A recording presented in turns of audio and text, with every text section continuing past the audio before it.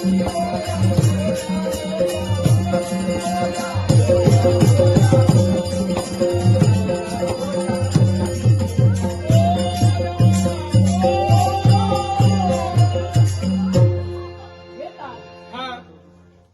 एकाएकी मला हात कानी पडले. कोण रे बाळ गजानना?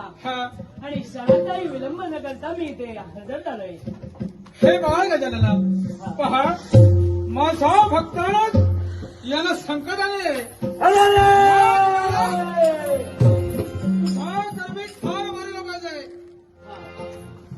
होय बाळ, हा तुझा पिताजी तुला सांगतोय. गजानना, याचा शेवट तूच केला पाहिजेस. जशी तुमची इच्छा, द्या मंगलमय असा आशीर्वाद. विजयी भव.